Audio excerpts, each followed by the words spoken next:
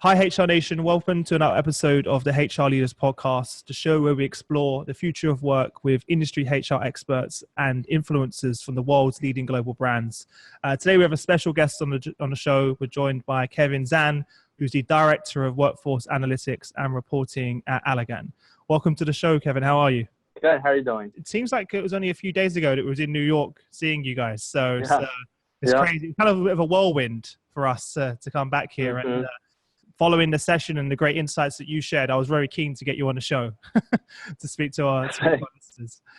So before we jump in, tell our listeners a little bit about yourself personally and your background and journey to where we are today in Allergan. Located in New Jersey, so the broader New York area. So I am a father of two wonderful girls, a 5.5-year-old and a 2.5-year-old, and married to a wonderful lady who is definitely my better half. For us, we actually moved up to New Jersey recently, so we've always been in the Washington, D.C. area for pretty much our whole entire life. So it's been a new experience in New Jersey, a new journey being in the New Jersey area. And I will say, prior to coming to New Jersey, I always thought that New Jersey was the armpit of America. And right now, I still do. I still think that statement holds true. But nonetheless, I am finding that there are still a lot of things that are good about New Jersey. So from a professional standpoint, I had somewhat of a convoluted journey into people analytics, which I imagine is probably no different than anybody else that's currently in people analytics. So I started my college background being a finance major, so thinking about going to investment banking and doing banking. But then quickly what I did is in one of my education programs at the University of Maryland was focusing on consulting related, looking at Lean Six Sigma back then when Lean Sigma was super hot. But also this program was really great because for first time ever, it allowed me to work with not just business students, but also engineers, math, comp-sci students together to work on projects around companies. So really helping them address issues that they're currently doing that they need a more multifunctional team to help them address. So that really got me into doing consulting and addressing business problems for clients. So from that, finished my college degree, I went to PricewaterhouseCoopers, in their advisory practice. So when I first joined PricewaterhouseCoopers, I joined their financial audit readiness consulting practice, really in charge of getting our clients ready to be audited and make sure that they have all their controls correct, all their balance sheets, all their debits and assets, all their statements are all ready and in top shape, as well as looking at, just for those organizations evaluating, do they have any financial risk? So it was actually really interesting, gave me a really good financial view and really good accounting view and just really understanding how budgets, how accounting principles apply through an organization. So I love the way you find that so exciting, but for me, I'm terrified of that. I think it's exciting because You're in the right role. We're dealing with numbers. We also ultimately, finance, so many things, business decisions is driven off by numbers, of course. Driven off by finance and budgets. And I felt like this was really good in terms of giving me an understanding of what that looks like. How did it get to where we are today then? How did they bring you over that side to the light? Sure. So after that, what happened is then there was a smaller company, roughly about 3,000 to 4,000 employees called Advisory Board Company. So they were looking for somebody to really build out a workforce analytics practice within their own HR organization. So I thought that one was pretty interesting opportunity because for the first time I would get to kind of build my own practice and build my own solution. Exactly, from the ground up. And they didn't have anything like that before. Went to that role, basically building my own workforce analytics team. It started out with essentially just myself, build that out to roughly about 5 or 6 FTEs in 3 years. And what I was really proud of, I think I was really able to change the way our HR as well as the organization viewed data. Just for you guys listening, I spoke to one of Kevin's colleagues just before this show, and they said Kevin's a whiz at storytelling, taking data and telling a story that everyone can understand. And that's a skill that a lot of the leaders lack. And it's very, very important. Is that something you've learned along the way, or do you think you always had a good way of doing that? So I think it's a little bit of both. So I think before I've always stood in front of folks, kind of explaining things and walking people through it. But I also think a major part of it is, through my consulting career, we have to communicate to clients. We have to sell. Yeah, and I think that selling aspect of it, I love that selling piece. I love, speaking in front of our clients, touting about, all the services that Deloitte or Booz Allen have had. And I love selling that piece to clients. So I think I just naturally carried that with me through ABC. So I'll tell you exactly kind of how I sold this one to our chief leader. It's so funny because your peers are terrified of selling and say, I'm not putting words in their mouth. I hear this from them all the time. That's the part they struggle the most with. So what an incredible thing that you have in your back pocket. I want to encourage folks, like, don't be scared of that, because for people in analytics, we live and breathe this every single day. And if we, put so much effort into it, we should be so happy with it and so thrilled and so proud of it that all we want to do, we can't help but just kind of walk other people through it and share it with them. So that's kind of my view of selling. You make it sound so easy. It definitely takes practice. Definitely failed. It fell flat on my face many times. It definitely takes practice. But at the end of the day, the number one thing, the mindset you're going with is, if you take it from the mindset of, I love this thing. I spent so much time working on this, perfecting it. I know it inside and out. And I think this is going to be so beneficial and helpful for organizations. It'll make the selling so much easier. So you don't even feel like you're selling it. You just feel like you're explaining and sharing the joy that you have in the work that Tell me how you constructed the presentation you were just referring to sell it to the team. Just to set the tone, what was the challenge that the business was facing and what were you solving and how are you solving in the context? Sure. So business challenge was we had super high turnover at the time. I believe for advisory board companies, they were in the upper 20% in terms of turnover. So it's very high for specific pockets of organization. It was well into the 30s and 40%. So turnover is such an issue, and for us as an HR organization as well. And that's no different than any other HR organizations. We're just really strapped in terms of resources, right? Mm-hmm. And a lot of times that for HR organizations, when we tackle retention or termination issues, is we come at from a more reactive situation where somebody tells us, hey, I'm leaving in 2 weeks. That's how traditional HR works. Mm-hmm. Yeah. It's too late. Exactly. It's much too late. We can't do anything. So what we try to do is at that time is now I think a lot of people are doing predictive retention models, but at the time it was still relatively new. There was literally not much out there and people were still trying to figure out what model to run. We ran the distributed random forest, or in case any of you were wondering. Essentially what we're trying to do is equip business leaders as well as HR business partners more tools so then they can jump ahead of the problem, so they can identify, what employees it's likely to leave the organization in the next 6 to 12 months, so they can, proactively reach out to them and have what we call stay interviews before they give us the 2 weeks. So that was what we were trying to address. So going back to the original question in terms of how do I approach this one, back to your story, I gave a story around how, back in the day, I think it's like the early 90s, there was like that magic 8 ball. If you ask a question like, your prospects look good, right? Or is it going to rain? I said, It doesn't look like, what I'm talking about, right? Mm-hmm. That magic 8 ball. So I started with them kind of saying, hey, how would you like it if I can give you this magic 8 ball, and if you shake it, it'll tell you whether this employee, Chris, for example, how likely is he going to stay or leave this organization? Imagine what you can do with this magic 8 ball at your fingertips. And then for our marketing colleagues in the room, and we have some marketing folks, I was like, imagine how much you can sell this magic 8 ball for to your clients, right? So I think starting with that story and kind of relating back to them really just kind of set the stage for it. So in doing so, then walking them through what we did, walking them through what our models, and also walking them through some of our findings, because as part of this, we have to do factor analysis.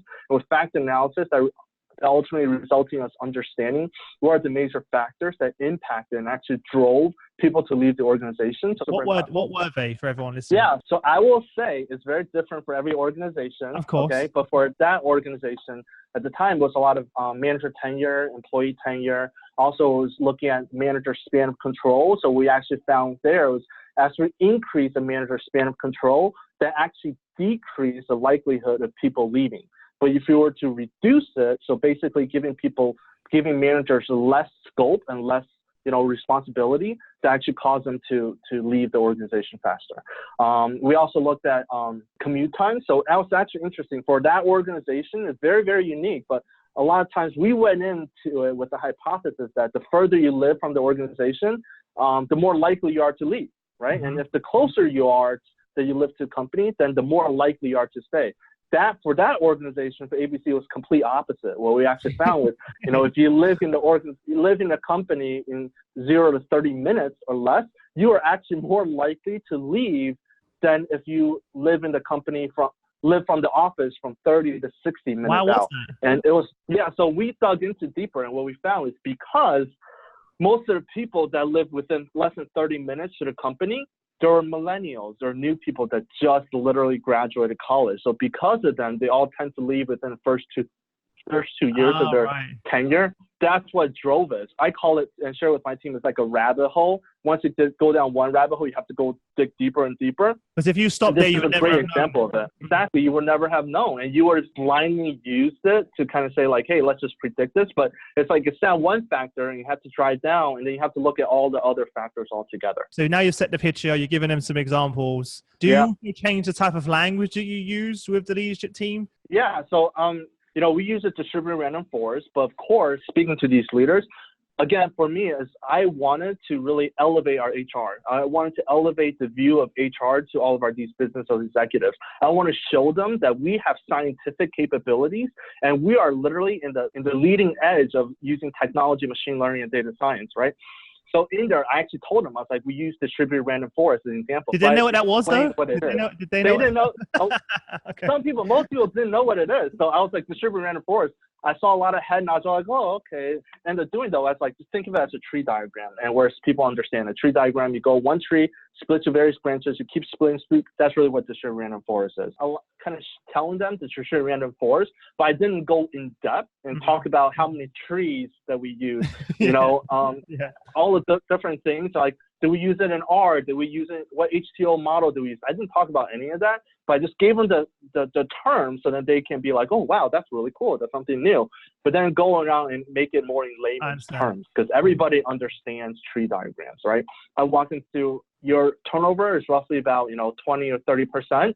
What that means for your business is that costs your business, according to Boardroom by Deloitte.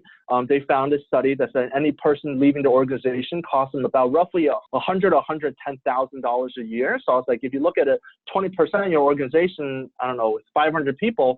That's roughly about 100 people. 100 people times 100,000. That's millions of dollars that you are losing every year based on retention. So I was like, with this model and basically be able to jump ahead of time, you can save X amount in terms of people leaving, and also in terms of cost to your organization. So I made it in those financial terms because back in my PwC days, I knew how much finance and numbers exactly, and how much that drives business decisions. I made sure to do it, kind of put it into those terms for them. But ultimately, I think just walking them through it, I found that business leaders, they were fascinated by it. And I think going back when I said a little bit earlier, what I was so proud of is at that time, they were like, after that conclusion of that meeting, they were like, wow, we never knew how much you can use data to impact people decisions, HR decisions. And most of them, they all came up and just thanked me and saying like, thank you for what you're doing with HR and help elevating it. So that was such a proud and defining moment in my journey at that point. Amazing. Well, thanks for sharing that. Yeah. I think it's really important for everyone to hear. Given your background and experience, that really helped you, right? And it's to continue, I'm sure, to help you absolutely. in your role. It's very unique because many of your peers don't come back from that type of background and don't have those necessary experience of selling and creating a narrative and a story, and then aligning with and creating it in a language that the senior leadership engages with. And I would say too is one thing I've learned along this whole way as well, and I think a lot of HR analytics leaders, I want to make sure that they understand this and kind of take this into thought, is data visualization is so key in analytics. I would say it's like machine learning, right? Artificial intelligence or data analytics is maybe here. I would say data visualization is like here. Because if you can't visualize the data, you can't communicate that data to your clients, all of this is completely useless. So in terms of data visualization, it's like I really encourage leaders to really figure out and define a strategy around data visualization. Don't think of it. Don't tie yourself to just PowerPoint and Excel. Like that won't cut it. Even now so many articles like Jeff Bezos, right? So it's like he doesn't use PowerPoint at all. And I think we as a society, as a workforce, is just really moving away from just, looking at something on a screen. A lot of times now we're really looking for that story. Like, tell me that story, tell me that experience, walk me through that journey looks like. So a lot of times for data visualization, we have to really put the user experience in mind. And some things that I found to be super helpful and things that I've done is Of course, there's the BI solutions, right? So a lot of times we use Tableaus, right? A lot of times we use Power BIs or whatever else, ClickView, whatever else you name it on the product. And I think a lot of times what we as HR analytics professionals, our failure to do is we use a Tableau and say, hey, Tableau is great. We can create all these data visualization tools and I'll look at all different views of looking at the data. And we kind of create a dashboard with like 9 different graphs or 9 different tables, whatever the case may be. And we share with our business leaders like, hey, look at how great we are. And that's such a fatal mistake. And I think what we still instead need to do is frame it around a story, right? And the first thing that we need to do is talk to those business managers, talk to those HR business partners to say, hey, what are some common questions that you have of your organization? What are some issues that you're facing? So once you define those, then you start building experience. Around the story, around the challenge. Exactly, around that challenge. And all your dashboards, it should not just be, here's this view, this view, or all of these things. It shouldn't be framed around ultimate picture and ultimate view. So what I've done is, we have dashboards. So for example, we use Power BI. So we have dashboards within a dashboard. So within Power BI, you have the ability to use different tabs. So each tab can be a different dashboard. And what we do is each tab explains a different story, kind of walk through people a different story, addressing different business related questions that people may have. So that's one thing we found. Another thing I found for data visualization that I encourage all people to use is a lot of times for people analytics and even for data, I think even now we face at Allergan, I think a lot of business leaders, they're just not aware of the data that's available to them. And they are not aware of how to get that data. So maybe sometimes for people analytics, we develop a lot of solutions, whether it be through Workday or through Power BI or through Tableau, any BI product. We say, oh, hey, this is great. All leaders, they're going to use this. What I found is the ability to adopt that is very minimal. It's actually very difficult to kind of get overall organization adoption to a BI product, right? Because it's a behavioral change. As business leaders, if they've never used BI products before, you're not going to convince them to use a BI product. Doesn't matter how sexy your BI dashboard looks, they're just not going to look at it because it's a major behavioral change. A major job as a people analytics leader is you have to influence. Influence, yeah. You have to influence. You have to kind of prove. You have to. I hate going to this. You have to sell, right? All of your products and solutions, but also you have to sell people data to your organization so they see the value in it. And the way to do that is borrowing from my Deloitte days. It's something called a fact book. That's something I create. So a fact book, essentially, it's kind of like a magazine, if you want to think about it. But it's a magazine with all people-related data. And we create a visually stunning, appealing. I bring on board a graphic designer. First person I've ever heard say that to me. Graphic designer. I have a graphic designer. They're critically important. If your HR, if you can convince your CHRO to, have a budget for a full-time graphic person, great. If not, if you're, for me, you can outsource that. You can outsource that. Outsource it, exactly. But I have a contingent worker, graphic designer on payroll. That person helps me, whether it be for Power BI, designing dashboards, right? Designing the look and feel of it, or even developing even PowerPoint presentations. Because one thing I've been telling the people here, and I kind of walk through everybody I say is, people data is the number one thing that people question the most. Anytime you bring a number to a business leader, they're going to question that number no matter what, right? If you show here, your turnover is 20%, they're going to say, wait a minute. That's not 20%. It's really 15 or 16 or 18, right? A lot of times when you show people data, they're going to get defensive because they can apply it down to people. So the way to combat that, what I found to be successful is if they see anything that I give to them, whether it be PowerPoint or slides or a dashboard, the first thing I want them to take away is, wow. That's the first thought I want them to see. So what I do that is I make sure all the products I develop is such in a unique and visually stunning way that they see it, they're like, oh my goodness, this is amazing. And what I found is once they have that, it changes the whole dynamic of the conversation. So when they first go in and see this, wow, it's laid out so beautifully, so professional, so pretty, then I instantaneously get their buy-in. I kind of establish that rapport with them and establish credibility with them. So instead of challenging that 20% number, they can't help themselves but to kind of look through it, and I can start talking them through it and walking them through it. Opens up the conversation. most of the time when you go into it, I made this fatal mistake early in my career, is I go into this, with a slide, they'll start tackling the number and they'll start focusing on the integrity, the data integrity of what you're sharing with them, right? Whether that number is right or wrong. But when you change their mindset around saying like, oh, wow, this is so amazing, look at this, it completely changes it. They'll no longer question whether your numbers are correct. Then they can start focusing on insight. So I found that to be so important. Good tip. I encourage everybody to do that. Well, thanks for sharing that story. Now, let's move on to a newer project. And I think you know the one that I'm referring to. That you're currently in the midst to. Share our listeners sort of the challenge and the sort of the rationale behind it and kind of where you are on that journey so far. So basically preparing your workforce for the future. And a lot of times right now, if you look at a lot of different companies where you poll them, they'll say, I don't think we have the right skill sets for the future, or do we have the right skill sets for the future? Every organization, I guarantee you, they'll probably ask you this question, right? And that's no different in Allergan. So for us, one of the projects we're trying to address that is how do we actually answer that question? Like, how do we answer, do we have the right skill sets and right talent to prepare us for the workforce of the future? To answer this question, there's a lot of work that needs to take place in the first front, right? One of the first things we need to figure out is what skills, what experiences do we have in our organization? A lot of companies, they want this data, they need this data. It's just very difficult to get to. And I think for us, we've been lucky at Allergan. We have a major project right now where we've been able to be successful, semi-successful in capturing this information. So what we're doing right now at Allergan is we've launched a program, we call it My Allergan Career.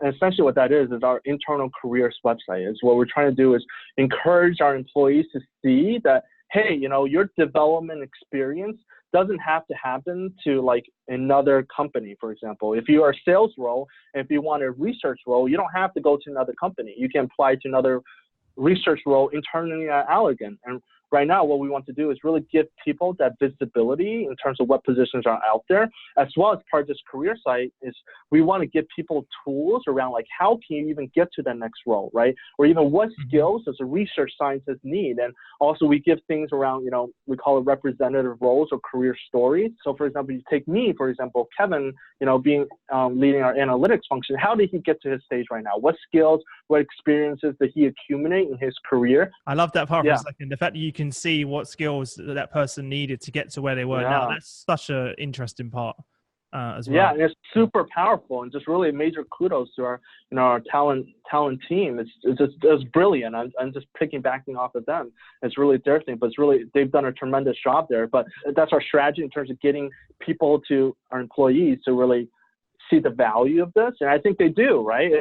For me, I want to see how my boss gets to where she is right now, right? I want to know like all the different stages, all the different, experiences and skill sets like that made her who she is today. Like if I strive to go where she is, I want to know how to actually get there. Are you completing that or are they completing that? Yeah. Are they filling in this information about how they got to where they were, or you filling it in saying this is where they were for? How does that work? Yeah. So our company is quite large, right? We have 17,000 employees worldwide. So it's impossible to do it for all 17,000 employees. Let's just say, let's just start off there.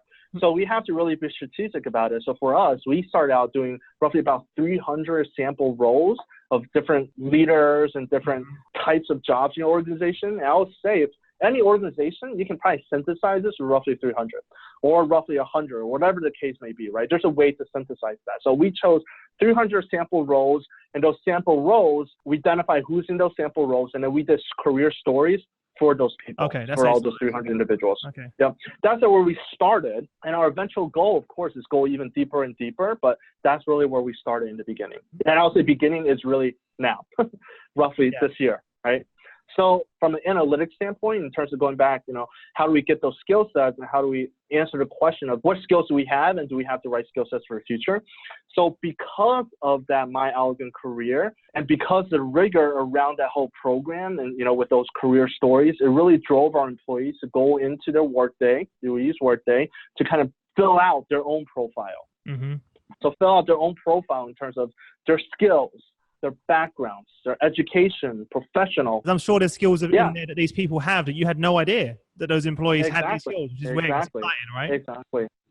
So they can define what skills that they have. And we get this question a lot. It's like, how do you validate those skill sets, right? I think a lot of your users and listeners are probably wondering, like, well, how, if somebody says that they're a professional athlete, like, how do we validate that? The thing that we realize is, you know what? We're going to trust our employees. This is really all about them and all about their careers. And let's say if they were to lie about that, it's no different than if they rely on a resume, right? On a CV. If they rely on a resume, exactly, it's just no different. If they apply for another, if I say that I have a machine learning background, but I don't, you're gonna get found out pretty quickly. That I applied for, they're gonna, exactly. So that's how we combat that. So we put that onus on our employees, and we trust them to be adults. Doubt people are going to start doing that, especially because it's visible to their leaders, to everyone. Exactly. You're not going to start making up things that you don't have, but the benefit far outweighs that now, because you have absolutely visibility of where these skills exist across the organization. Absolutely. Even for us, and again, kudos to our talent team, is they had the smarts to say, once you fill out these profiles, we call it, with all these skills, you basically meet with your manager to have a career discussion around where do you want to go. And this is really unique to Allergan, because we really wanted to change managers' mindset in terms of not being a talent hoarder, but being a talent giver and provider. So a lot of times, for managers, we always like to hoard our talent and say, like, hey, I don't want to develop you so much because I'm afraid I'm going to lose you. But what we really want to do is try to change that mindset, saying like, hey, think of it as more like not hoarding it for your own team, but think of it as a company. Like, we are one Allergan, one team. So even though somebody might leave you, they'll go somewhere else, and they'll be more beneficial for other else because of all the things that you've trained them on and you taught them on. So that's really the mindset. Right? Exactly. That's what I tell my team. It's like, I don't want you to make me look bad. So I have to train you and coach you up, but also I want to develop you as a professional, not just for this current job, but also for you as, for your career. So that's kind of my philosophy as well. But anyway, so going back to this, because of that conversation that employee and manager have, then, if the employee were to say, for example, for me, if I say, I have a finance investment banking background, and then if I talk to my manager and she's like, no, you don't, Kevin, like, that instantaneously, create a really awkward conversation. So going back to this, once we have all the employees go in and fill out their profiles, what we're able to do is now we have literally all their resumes, all their experiences, all their up to date. skills. You could have someone that joined you 10 years ago that's now developed all of these new skills that you would have had no idea they would have. Another thing too is we're not going to get everybody, right? Not all employees going to fill out their profile, right? So the way that we try to combat this as well is this is where our machine data science comes in. So we have resumes of everybody that have applied within the last 2 years and even more. So what we do is pull all of those resumes out and using natural language processing within Python. So basically we scrape the resumes and pull out all of their experiences and backgrounds and everything else. And then we use that information, and then we can port that information into Workday and put it into their profile, and then basically have them validate. And is that also led to them wanting to go in and update it, knowing what you have on them is out of date? So if you announced to me that was happening, the first thing I would do is want to go in there and update that to make sure people know that I have more skills and I've developed since then. Any idea on numbers of where you are percentage wise, or how many people have signed up so far? I know this is very new for everyone. Yeah, it's an ongoing project. Sure. Yeah, what I would say is we have some of the data already, so we develop reports in Workday to basically track that out. And looking at that, it's been really good. We haven't shared it with anybody yet, so even with Allergan folks, we haven't shared it yet, because I'm just not ready to fully share yet. But you haven't got your book yet. I'll tell you all you together yet. Exactly, I haven't put my fact book together. But also another thing we're doing, we start classifying our employees into good versus bad employees. I don't mean bad, but not as well performing as some people that get outstanding or exceeds expectations ratings. So what we've been able to do is cut those two groups and look at what are those similarity skill sets and experiences in our good group versus the skill sets and similarities in the people that are not so good, and they're really telling. And we did it for some of our manufacturing staff, and it is really interesting seeing that the differences between the two. And that automatically just helps us so much tremendously, because it helps our talent organization, TA, our talent acquisition organization, in terms of knowing what skills, what experiences should we be looking for. And even like what we planned on doing is, getting something like an artificial engine like IBM's Watson, for example, to really run these models and start really making predictions around, what employee is most likely to be successful in our organization. Have you done any analysis around the skills that you've identified as a business you need for the future? And now looking at so that's the next step. Do we have these guys? Or do these already exist?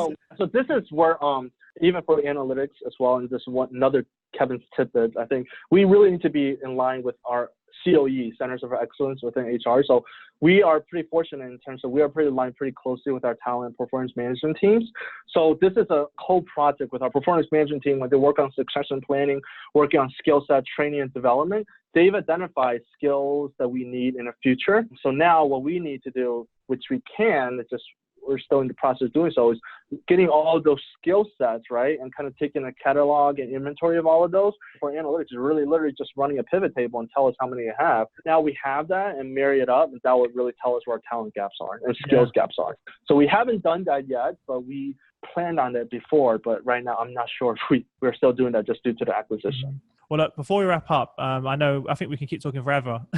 I hope I didn't bore your listeners. So if I did, I'm sorry. It's just so much to take in a good way. I think an hour long on a podcast, you can never really jump deep into the conversation. I'm sure after this, everyone listening is going to be messaging you on LinkedIn for advice. So don't blame me. Sure, feel free to. When we do that. Before we wrap up, what would be a sort of parting piece of guidance you'd give to your peers? And also, what's the best way for our listeners to get in contact with you if they have any questions or want to reach out to you personally? Sure. So I'll answer a second question because that's super short and easy. Just reach me on LinkedIn, Kevin Zhan, Z-H-A-N. Just search me on LinkedIn. The first question, though, in terms of my parting advice is, I think as analytics professionals, let's not worry about the numbers. What we need to do is worry about what's the business underlying question. And we need to worry more about what is the end customer, what is the top of mind things in their organization? How can we communicate to them? How can we share information with them? Right? Like, what is their experience going to be? Like, that should be our fundamental thing. Because as analytics professionals, what we want to do is we want to give people insights. We want to help people make decisions that's based on facts, that's based on, data, that's basically more scientific and give them more evidence and more knowledge. And with that, like, we really, really have to understand what drives them, understand how can we communicate and share that effectively to them. And if we don't do that, doesn't matter how good our model is, doesn't matter how good our data is, it's going to be completely useless. You're just not going to listen to it. So that's going to be my parting advice. And the last thing I say is, borrowing from our CHRO, it's just, less is more, right? As business leaders, the less that we give to folks, the better. And as analytics professionals, a lot of times we want to give all these graphs, want to give all these models, all these things, and that's just not it. Like, we are going to miss the point if we do that. What I like to do a lot of times in slides and PowerPoint presentations, I just want a lot of times in my slides, I just give one graph. I give overall point and highlight and show, hey, this is what I want you to take away from it and how I think of it.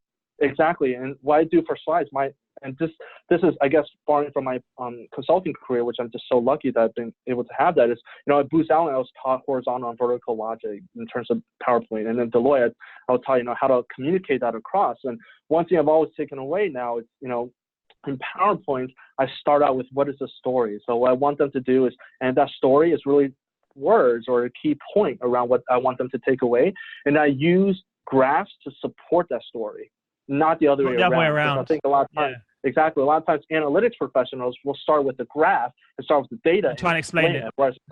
Exactly. Now, no. We need to reverse it. Let's start out with what is you trying to say, then support it with the graph, with the data to show we're not making that fact based on nothing. Like, there's evidence behind that.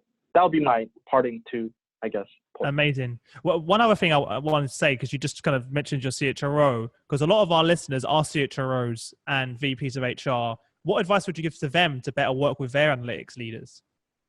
Because you've seen that you have a really good relationship with your CHRO. Sure. Yeah, for both. I think for one for this CHRO and also for our previous CHRO, which I loved both.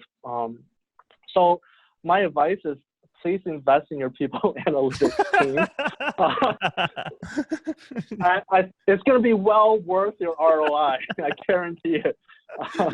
That would be my best advice. And also, I think it's also another one as well. Is just have dialogue, have brainstorms. Like, share with us, share with me around, what are things that are keeping you awake at night, or what are things that you get, what are some questions that you get asked by CEO, by your C-suite colleagues, because that will help me figure out what data can I be giving you, what the analytics or what visualization solutions can I be sharing with you guys. I'll help you help them. So that'll be my thing. But number one, please invest in your analytics team. Amazing. Well, look, thank you so much. I'm glad we made this happen. For everyone listening, this was completely off the cuff. I spoke to Kevin a moment ago. I was like, Kevin, do you want to just hit record and do a podcast? And we did. So thank you for joining us and sharing your insights. Really, really appreciate it as well. You're welcome. For everyone listening, as always, guys, if you head over to hrleaders.com, you'll find the show notes from the episode.